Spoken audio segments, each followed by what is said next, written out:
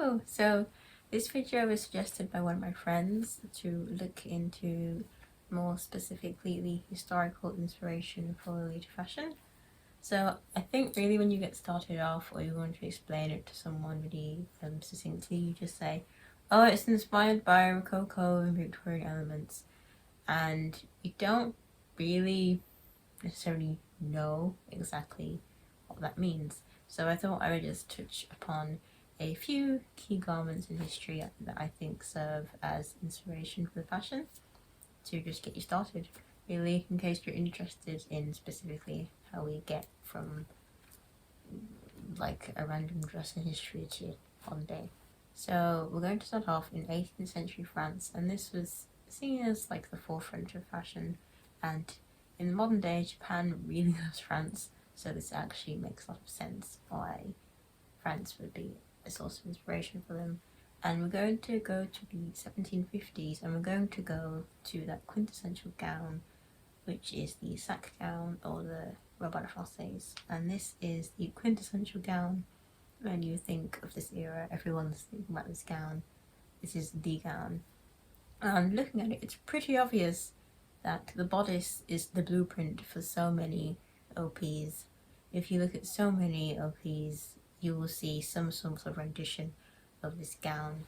And there's even a gown that's a reference to a painting of a lady called like a Pompadour, and I believe the dress is called Pompadour OP or something like that. This is the blueprint. And one interesting thing is that this is a dress that would have been worn mainly by the very wealthy. So in history there was a general silhouette that would have been considered fashionable, and to show off your wealth you would have just embellished it with as many things as you can. So all the rich sumptuous embellishments that we really like in lolita fashion that we often reference is something usually only the very wealthy would have had. If you were a lot poorer, you were dressing more for practicality, you weren't thinking about such things. So the 1750s robe française is the gown, but specifically the version that wealthier people were wearing. Then we're going to move on to the 1780s, and there are a couple of gowns I'd like to reference here. So I'd like to reference a style of gown called à la trousse, and I would like to also reference the robe à la polonaise or the Polish gown. And the à la trousse is the idea of rising up that hemline in a fun kind of shape, and you could see the under layer of the underskirt a bit better. And a similar idea with the robe à la polonaise, but this is a different drape method, so it's classed as a different dress, and there's other differences as well. But when I look at these two dresses, I see this as the Victorian maiden blueprint.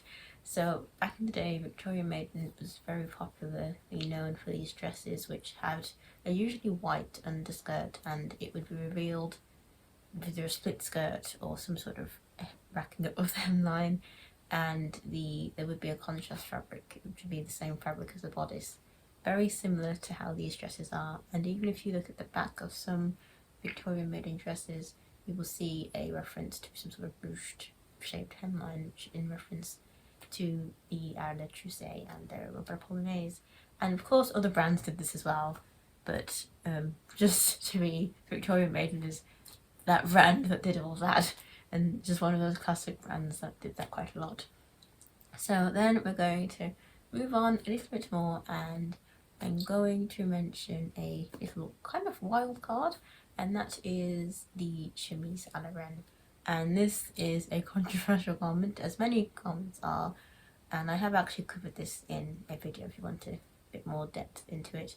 But it starts off life as a more loosely fitted, more comfort, like easier to move in garment that was white, and it would have been worn by free black people in the tropics, and it would have been appropriated by the daughters and wives of slave owners, and they would have made it more fancy, but it would still have been quite loose and quite thin to deal with living in the tropics. And it was those people who would have gone back and forth between France and the tropics where they were doing their very unethical things, and it's how it's made its way to France, and how it became more popular. And what really kind of got it in the pop culture was the painting of Marie Antoinette in the dress, and that's where we get the term chemise à la reine, or the Queen's chemise. And the reason this was such a big deal is because this dress looked like a chemise, which was the underwear of the time. So imagine a random modern day monarch having an official photograph taken in a garment which looks like they're in their bra and knickers. That kind of scandal. Either way, this dress did stay in pop culture at the time, and it eventually just became a part of fashion. And this is a dress you can see sometimes referenced in the lead fashion. You can sometimes see more looser fitting white dresses. I don't think it is as popular, but I have definitely seen it before. And then we're going to move a little bit further on. We're going to go more to the 1790s, and this is when we're going to see the hemline of the chemise à la reine go from a natural waist to a high waist, or an empire waist, whatever you want to call it. And we get something very fun called the round gown. And it's round. It's exactly how it looks. I think it looks quite peculiar and a bit funny in this day and age. And this is when we're going to enter the Regency era. And this is from about 1790s to the 1820s in terms of fashion. And politically, things were all up in arms, and there was a prince regent on the throne, at least in Britain, so hence the Regency period. And this is the inspiration for like high-waisted dresses. It's pretty simple. You can tell by the silhouette, even though the silhouette will change over the few decades of the Regency era. Before high waist, that is definitely the inspiration there. And I think this is the inspiration for the white high-waist lolita garments, as in modern pop culture it has become a stereotype that everyone is wearing the white high-waisted gowns. All the women just wore white, they didn't wear any other colour, and they were lounging about in fields, and everything was beautiful and romantic. And that is from the proliferation of Jane Austen novels and how popular they are, and because they were written during the Regency period and they're our most popular Regency era books, the Regency era has kind of become immortalised in pop culture as this very lovely cottagecore romantic period of history where everyone just wore white high-waisted dresses. So that's how we got to the dresses we have now. And then we're going to move on from the Regency era to a more vintage kind of era, and that is the 1950s. This is a bit of a wild card.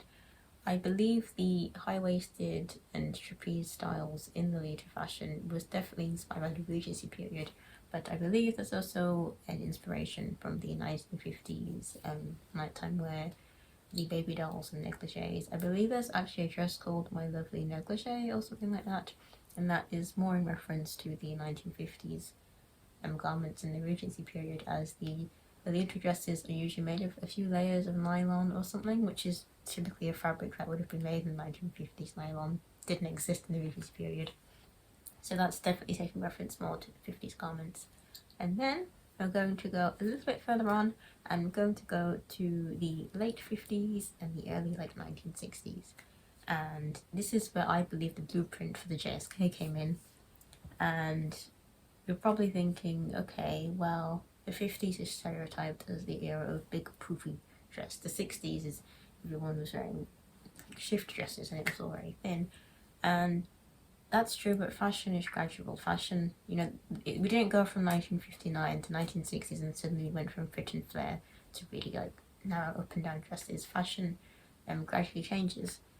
And if you look at 1947, that's when the new look came in, and that's when the stereotypical 1950s shape came in. That was in 1947. It wasn't even in the 50s, and that gradually came in the 50s because as people were still recovering from the war, some places had rationing on. People were still poor and dealing with the aftermath of all of that. So it is really in the 50s when you see this fashion, but the hemline is wrong. Obviously, later dresses can be any length, but typically they don't end mid-calf, which is where the typical length of skirts in the 50s ended. Typically, later dresses end just below the knee, and that is the length of a late 50s, early 60s dress as the hemline slowly crept up. And if you look at a lot of sundresses in the late 50s, early 60s, a lot of them just look like lolita dresses. I think a lot of them you could just wear the cowl and it would work really well. And my guess is this is just the blueprint for taking a historical inspired dress and making it more wearable in a modern context. And I think this tracks because I believe Angelic Pretty was founded or started in 1979, and it makes perfect sense to me that someone would see the more historical garments, really love them. They would have seen the sundresses of the 60s and maybe worn some when they were younger and really enjoyed it and loved how practical it would have been, and just combined the two and made the lolita fashion we have today. So that's pretty much where we end off. That's a comprehensive list of how we got from the 18th century to the modern day. And of course, this isn't everything. I haven't covered things like Wa Lolita, I haven't covered the kimono at all, I haven't covered things like Chi Lolita and the Chi. There is a lot more that we can go into. This is just more of a very, how did we get to the basic stereotypical Lolita garment? And this is where I would like to be interested in knowing what inspires you guys, as although the history of the fashion is very important, fashion isn't static, it will keep moving as the times and sensibilities of the time keep evolving, and I would be interested in what inspires you when you make your co-awards and things like that. So yeah, that's it. Hopefully this made sense and things, and yeah, dresses.